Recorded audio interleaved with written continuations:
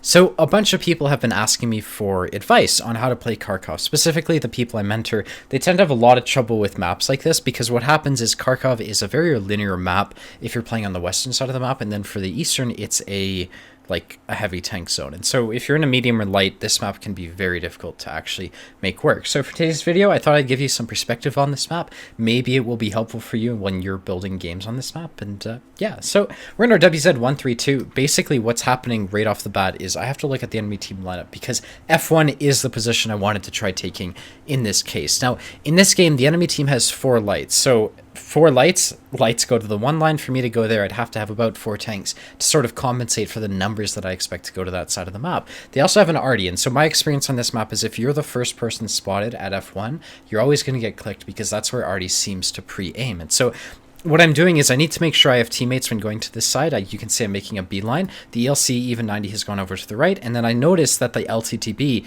literally stopped right here, and the WZ from my perspective is nowhere to be seen. If you look back here, he's actually back there, but you know, for me to go to F1 when the LTTB has stopped on this bush, I would be putting myself up against at least 2 tanks. That's just not a play I want to make, and so I decide to come back here and I look for shots on any of their scouts who are going for eyes and maybe any TDs. Often TDs will sit at C2, C3, and you know, from the LTTB's position, you could get shots there. So this position is not a bad position if you're going to start off from here because your teammates are being passive. It's totally fine. It does keep you alive, and you can see I managed to put a shot into the 44, maybe the Scorpion G's up there, maybe the T28 prototypes up there. Like, there's shots you can take from this position. It's not useless. Once you've decided not to play the 1-2 line on this map, though, what I would suggest doing is rotating towards the middle of the map, and you're going to see me make that play right here because for me to stick around in this type of location when they've got Arty and they've got TDs camping back here isn't too smart. So what I decide to do is I come to the 7 line. In my opinion, on the map Kharkov, the 7 line is super undervalued.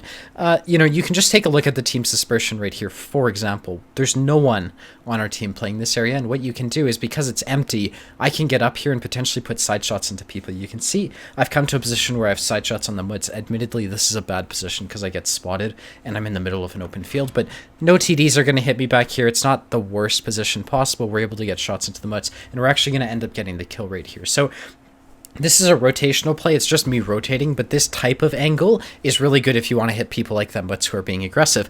Once those people are dead, you can get up to like here or whatever and try putting shots down the 1 line. In this case, I decide not to do that because I see that we've got 2 full HP heavies who are being held up by a single full HP heavy, and like I decide to come over and help. Now, I come to this angle, I actually get spotted through the KV4, it seems, which is weird, but I want to get those tanks moving because on a map like this, it's like we've got our whole team camping on the 1-2 line.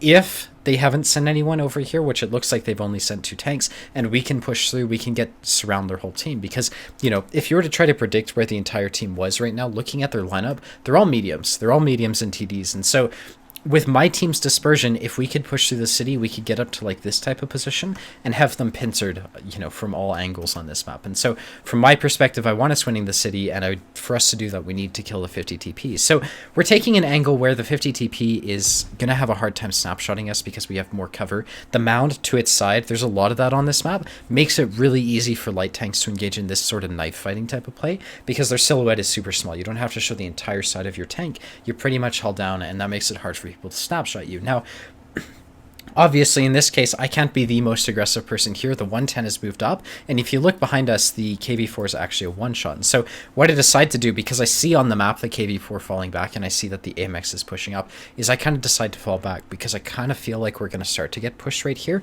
The problem is, as I fall back, the 110 goes after the AMX, and now I have to help him because the 50 TP is putting rear shots into him. So I drive forwards to be aggressive here. It's important to note that I'm playing a supporting role. I'm not trying to lose my HP because a bunch of people immediately get spotted over here. And just by spotting these 2 tanks, you can predict we're going to lose because 1, 2, 3, 4, 5 tanks are spotted in the city. You know, we have 4 at best. You know, if you include this guy, we're probably going to lose this side of the map. And so you can see I'm kind of debating leaving, but I don't like leaving when the 50 TP is showing his side and like reloading, and you know, I can take advantage of him. So I decide to come back, but you can see we're getting ready to leave right here. The WZ-132 joins, and this is kind of when we notice, like, we know for sure that the flank is on its last legs. The WZ comes over here. I'm looking for this angle for shots. This angle is okay. I don't really like it, especially if there's a lot of people over here. But now the Progetto's joining in, and we're able to get a last shot into the WZ. Luckily, we don't take any damage, and, you know, we're definitely going to lose that side of the map by now. So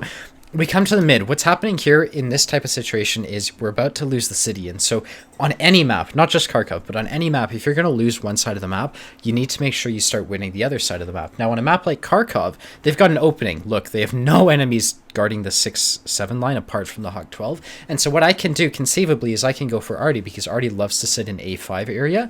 And so what I'm doing is I'm coming to the mid, but we need to kill the Scorpion G and the T-44 first. You can imagine if we get spotted as we're pushing down the 6 line, everyone and their mom is going to start shooting at us if we're like spotted at A6. And so the first step is to kill the Scorpion G, the T-44, and then the Hawk 12, and then we can go for Artie. And so what I've done is I've come to a position like this. You see it is giving me side shots on the Scorpion G, and we're just going to look for shots. Once that guy dies, we're going to push forwards as aggressively as we can. We're not going to get super close to Artie, obviously, but we're just going to try to spot Artie and get him killed, and then we can sort of go from there. And so you can see this position's giving me side shots on the Scorpion G. This is what I meant. I think this side of the map is very undervalued. It gives you a lot of shots on campers, assuming you're not lit, of course. It's high risk, high reward. But if you can get here, you do get a lot of shots, and they are very valuable. So there you have it. The Scorpion G dies, and so we're going to push forwards. I notice the Hawk 12 isn't really in a position to spot me, and I decide to come up to this area right here. Now, the GW Tiger P gets spotted, so he's a 2-shot. I'm going to put shots into him, and what's happened as this GW Tiger P is getting farmed by myself is we've lost the city entirely. So now, let's talk about the strategy of this map. You can imagine that because they've pushed through the 9-0, they control the entire eastern side of the map, and we control the entire western side.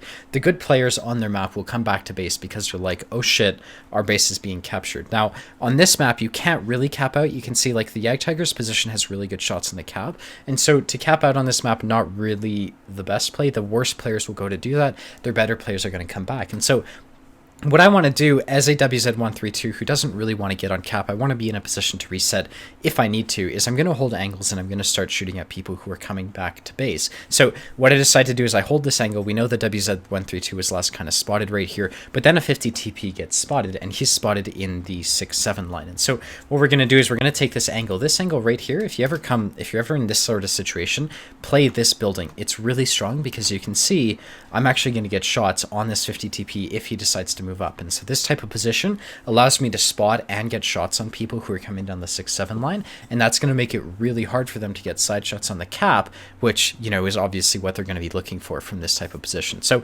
we're camping this angle. The main thing if you're camping an angle like this is to watch your map. What I decide to do is not watch my map. I make a mistake right here. I decide to push forwards, and what I'm going to mention is that their good players are going to come back. And so you can see as I go after this 50 TP right here, which is really impulsive. I'm even looking to my right. I don't even expect this. There's an AMX M449L to my left. So obviously people are going to come through here trying to reset. I totally forgot about it, and the MX is going to catch me out, puts a shot into me, and that makes this game way harder for me to deal with. So I come over to here because there's cover. I don't really have to worry about the AMX to my side. What's going to happen here is my job is to try to keep this 50 TP as busy as possible, and maybe the AMX if I can manage it. So what I'm doing is I'm watching the AMX because I kind of like, you could expect the AMX to maybe come after me if he had XVM, right? Because I have about 3,500 win 8 or whatever. And so he might come after me due to XVM reasons. So what I'm doing is as I'm looking for shots in this Hawk 12, I'm actually have my eyes on the map. I'm watching the AMX, making sure he doesn't shoot at me. And then I'm also watching the 50 TP,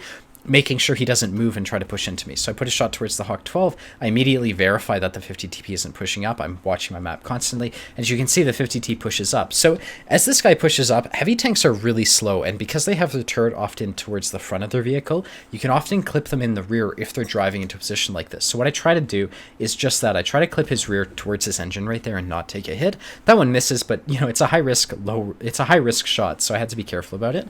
I'm camping the AMX who might be coming after me. You can see the AMX gets lit, and now I'm in a situation where I'm actually tying up 2 tanks. So one great thing about the middle on Kharkov is you pretty much always have an escape route, and that's this road right here. Now, in this situation, if you look at our map, we're we're able to cap out if we need to. The thing is, they might have 3 on cap, and right now we only have 1 on cap. And so as this AMX and 50 TP are engaging me, I'm totally aware of that, and I need to sort of get away from the AMX without taking a hit. So the 50 TP is now a one-shot, and my best play is to try to kill him before he shoots me and run away from the AMX so I don't die to like both tanks. That's exactly what I'm going to try to do. I try to put a shot into the 50 TP's lower plate. He gets one into me for 439, and I bounce him. Now, in this case, I wasn't looking at this. I wasn't aware of how many people, like how many capture points they had. All I was aware was that they basically had 2 people on cap from my perspective, and I knew this 50 TP was reloading. So what I did is I focused on the T28 prototype. The 50 TP is kind of too slow to chase me. He's also one shot, and I just looked for shots in the T28 prototype. Admittedly, that was a mistake, but there you go. I went to get the reset, and you know, that's perfect. Now, one thing, if you're ever on this map, I don't need to use this bush right here, but if you notice, I knocked down a tree. This position is really solid for putting side shots into the cap circle. You can see the tree is acting as a bush for me, and that's going to allow me to put side shots into the IS-3. And it's like, if you ever need to reset, do it from the mid. There's a lot of opportunities, there's a lot of bushes, and it seems like a really solid place to do that. Now, this is basically towards the end of the game. The IS-3 is going to die. The LTTB basically blocks my shot. I wasn't able to get the kill, and now I'm in a position where we don't have to deal with the cap.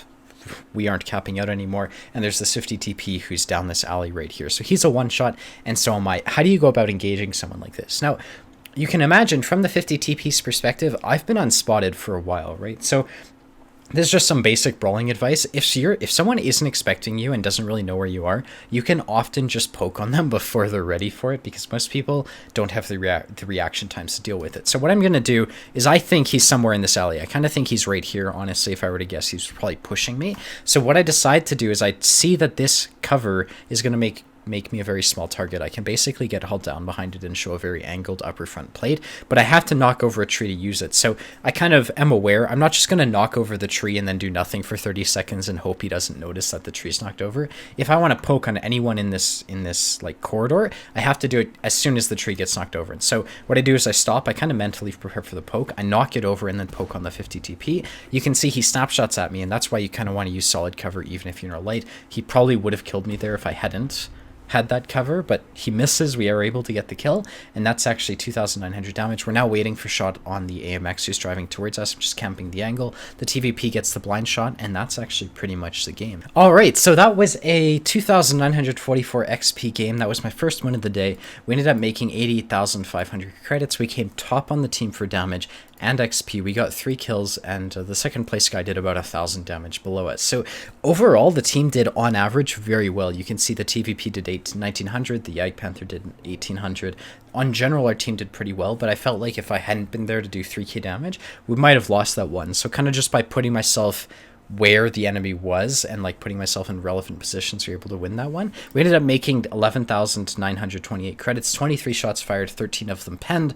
A lot of people ask me how I aim so well. Honestly, in this game, look, 23-13, like, it's better to take a lot of shots that miss than like shoot once and hit once. So that's basically an example of that. I hope this video was helpful. If you want to see more, be sure to hit the like and the subscribe button, and I hope to see you around. Later, guys. Bye-bye.